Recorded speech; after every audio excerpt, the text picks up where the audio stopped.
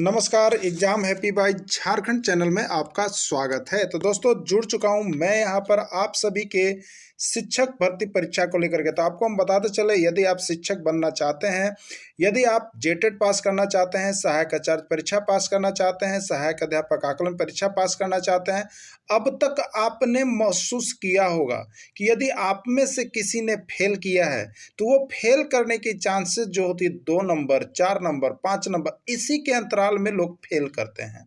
तो यहाँ पर फेल करने का रीजन होता है सीधे सीधे बाजार जाना और वहाँ से प्रैक्टिस सेट लेकर के आना और सीधे 1 महीना के अंदर परीक्षा पास कर जाना।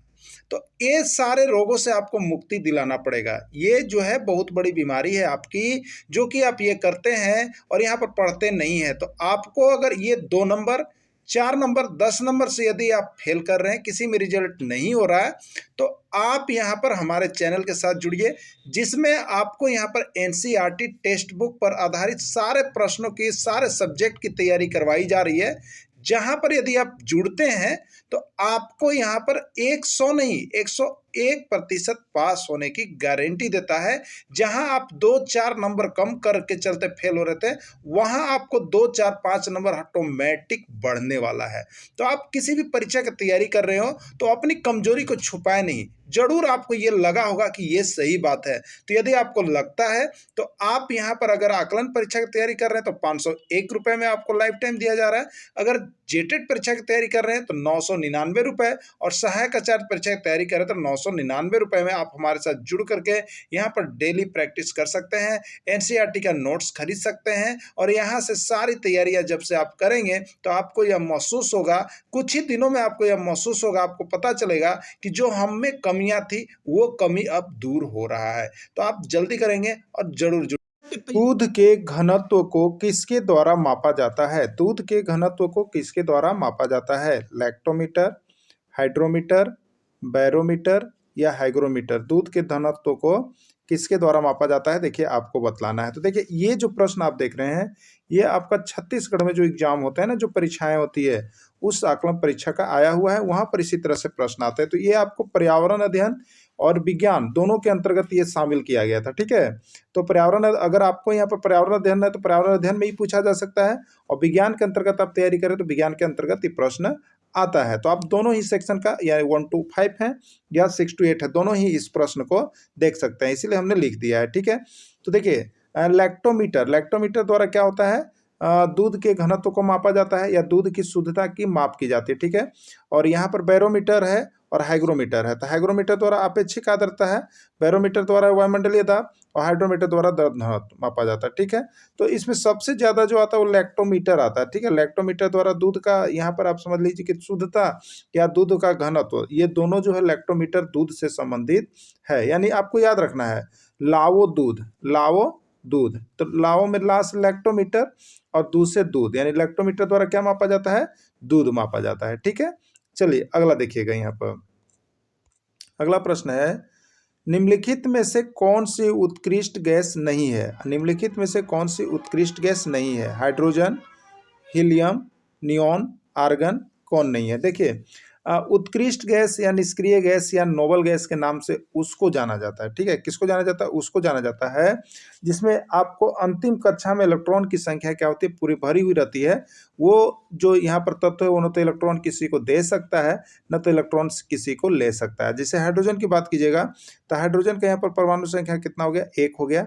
तो ये जो है ये कक्षा को पूर्ण नहीं कर रहा है, यानी पहली कक्षा में अधिक से अधिक 2 इलेक्ट्रॉन होना चाहिए। ठीक है, तो ये पहली कक्षा में 1 है, इसलिए यह किसी को दे सकता है या किसी से ले सकता है। ठीक है, तो किसी को दे सकता है या ले सकता है तो वो जो है उत्कृष्ट गैस नहीं होता है। ठीक है, तो यहाँ पर पूछा है कि उत्कृष्ट गैस नहीं है, तो ये हाइड्रोजन जो है उत्कृष्ट गैस अभी जो हम लोग ऑप्शन देखे उसमें नहीं है। ठीक है, अब हीलियम की बात कीजिएगा तो देखिए हीलियम का परमाणु संख्या कितना होता है?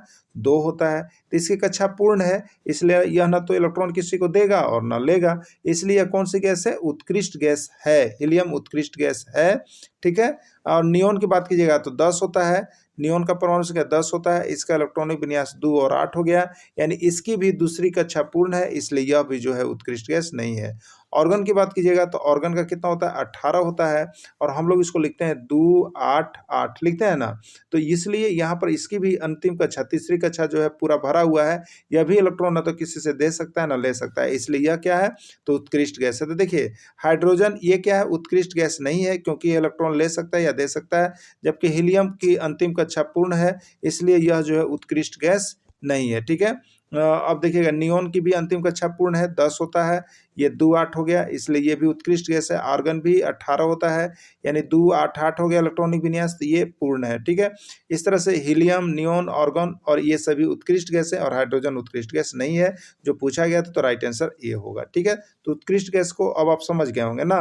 देखिए कितने अच्छे प्रश्न आते हैं, आप लोगों को भी यह प्रश्न आने वाला है, और आपको हम बता दें यहाँ जितने भी राज्यों में हुए हैं ना सभी का प्रश्न हम आपको करवा दे रहे हैं। उसके बाद देखिए एनसीईआरटी टेक्स्ट बुक जो आपका है ना उसको भी हम करवा दे रहे हैं, यानी यहाँ से आकलन परीक्षा किसी का छूटने का कोई नाम ही नहीं लेता है। 101% आप यहाँ से पास करेंगे। सिर्फ और सिर्फ यहाँ से सारे नोट्स और पीडीएफ परचेज करते रहिए, पढ़ते रहिए और हमारे साथ जुड़ करके तैयारी करते रहिए। 101% आपको हम सफलता दिवाने के लिए तैयार हैं। ठीक है, नेत्रदान में आंख का कौन सा भाग प्रयुक्त किया जाता है? रेटिना, कॉर्निया, नेत्र लेंस या संपूर्ण आंख। ठीक है, तो नेत्रदान में जो हम नेत्रदान के लिए लिखा हुआ था, बहुत लोग क्या करते हैं कि मरने के बाद जो होता है आंख का नेत्रदान कर देते हैं, तो उसमें कौन सा भाग जो है यहाँ पर डॉक्टर की तरफ से ले जाया जाता है, तो वो देखिए होता है कॉर्निया। वो कौन सा होता है?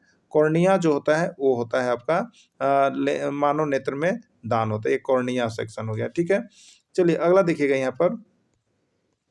अगला प्रश्न है सामान्यतः मानव शरीर का तापक्रम होता है 98.4 degree Fahrenheit, 98 degree Fahrenheit, 98.8 degree Fahrenheit या नन ऑफ दीज। ठीक है, तो देखिए मानव शरीर का सामान्य तापक्रम यदि आप डिग्री सेल्सियस पर देखिएगा तो कितना होता है 37 डिग्री सेल्सियस। ठीक है, अब इसी 37 डिग्री सेल्सियस को आप फ़ारेनहाइट में चेंज कर दीजिए। किसमें? फ़ारेनहाइट में चेंज कीजिएगा, तो फ़ारेनहाइट में चेंज कीजिएगा तो आपको आता है देखिए 98.6 डिग्री फ़ारेनहाइट, 98.6 डिग्री फ़ारेनहाइट आता है। ठीक है, अब रही बात कि देखिए यहाँ पर जैसे हम लोग फॉर्मूला जानते हैं C/5 इक्वल टू कितना होता है F - 32/9, तो C के जगह पर आप कितना बिठाइएगा 37 बिठाइएगा और इसको सॉल्व कीजिएगा तो आपको आ जाएगा देखिए 98.6।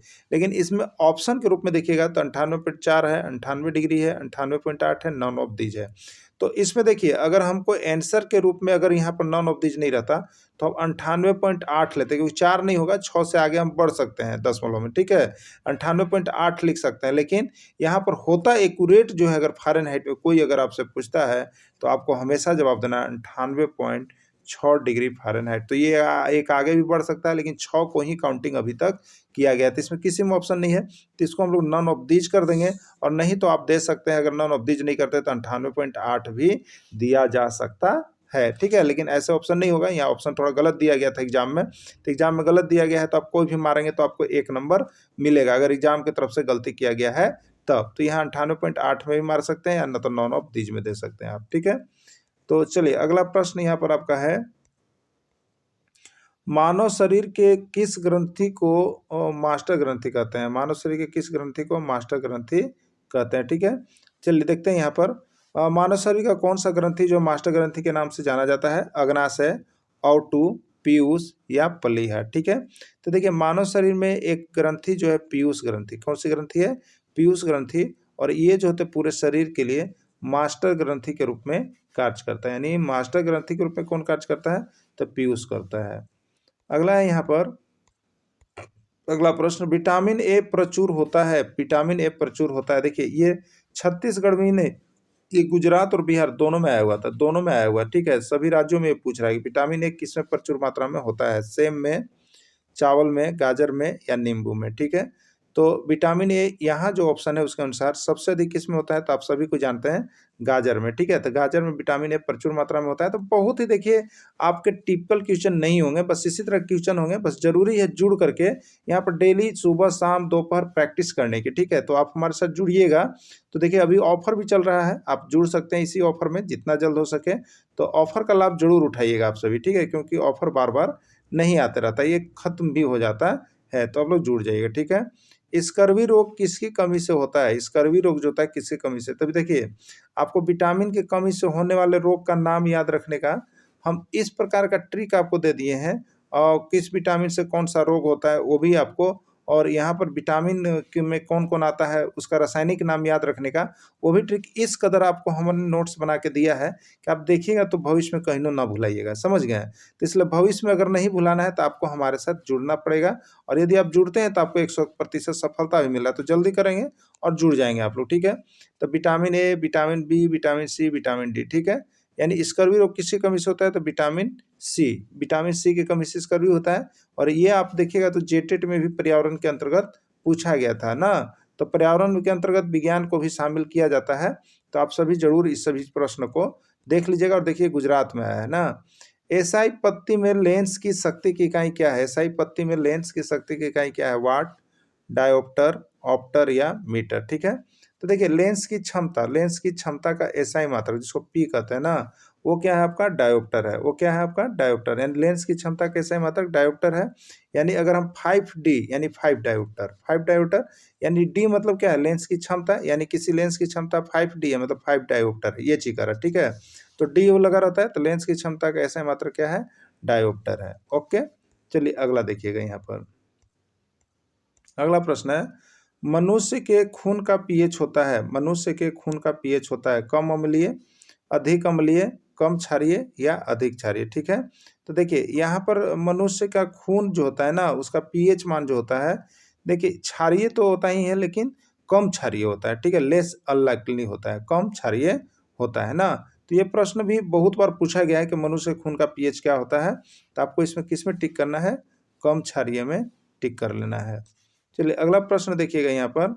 अगला प्रश्न आपका है, न्यूट्रॉन की खोज की थी, न्यूट्रॉन की खोज किसने की थी, रदरफोर्ड, थॉमसन, चैडविक या न्यूटन। देखिए कितना बार इस प्रश्न को हम आपको बता दिए हैं, और नहीं बताए हैं तो आप विज्ञान सेक्शन के अंतर्गत यदि यहाँ से नोट्स परचेज कीजिएगा तो इसका ट्रिक भी हम दे दिए हैं। क्या दे दिए हैं, देखिए इलेक्ट्रॉन, प्रोटॉन, न्यूट्रॉन ये 3 को बराबर आता है, इसीलिए इसको हम लोग कहते हैं ईटा पर नाचा भाभी। कहाँ, ईटा पर नाचा, ठीक है। तो ईटा का मतलब देखिए इलेक्ट्रॉन है, ईटा का मतलब क्या है, ई का मतलब देखिए इलेक्ट्रॉन है, और टा का मतलब देखिए थॉमसन, यानी इलेक्ट्रॉन की खोज किसने की, तो जे थॉमसन ने किया, ठीक है। अब देखिएगा पर में है, तो पर से प का मतलब है प्रोटॉन, और र का मतलब देखिए रदरफोर्ड, ठीक है। तो प्रोटॉन का खोज किसने किया, रदरफोर्ड ने किया। और देखिए नाच में जो है न से देखिए न्यूट्रॉन, और च से देखिए चैडविक, यानी न्यूट्रॉन की खोज किसने किया, चैडविक ने किया। तो आपसे पूछा न्यूट्रॉन का खोज किसने किया, चैडविक ने। तो याद रखिएगा ना, भाभी लोग को बहुत लोग अंदाज में गुलछरे भी उड़ाते हैं, ईटा पर नाचा भाभी, है ना। तो उसी से याद हो जाता है इलेक्ट्रॉन, प्रोटॉन और न्यूट्रॉन का खोज, ठीक है। तो इलेक्ट्रॉन, प्रोटॉन और न्यूट्रॉन का हो जाता है खोज। इस तरह से आप यहाँ पर देख लिए तो आपको इस तरह से जो छत्तीसगढ़ आकलन में जो टॉप 10 प्रश्न पूछा गया था, 10 प्रश्न, वो हम आपको आज टाइप करके दिए हैं। इसी तरह से आपको सारे राज्यों का प्रश्न पत्र को हम सुबह शाम मिला करके देते जा रहे हैं। उसके बाद एनसीईआरटी का नोट्स भी आपको सारा पीडीएफ मिल रहा है। बस जुड़ करके तैयारी कीजिएगा, क्योंकि एग्जाम थोड़ा और आगे बढ़ गया है तो आपको एक मौका मिल गया है, इसलिए आप लोग जल्द से जल्द जुड़ेंगे। और जरूर देख लीजिएगा जितना एनसीईआरटी का नोट्स है और जितना प्रीवियस ईयर क्वेश्चन है, सारा कुछ यहाँ पर हम प्रोवाइड कर रहे हैं। आप सभी अभी देखने के साथ मोबाइल नंबर पर कॉल कीजिए और जुड़ जाइए। वीडियो के अंत तक जुड़े रहें, इसके लिए आपको धन्यवाद।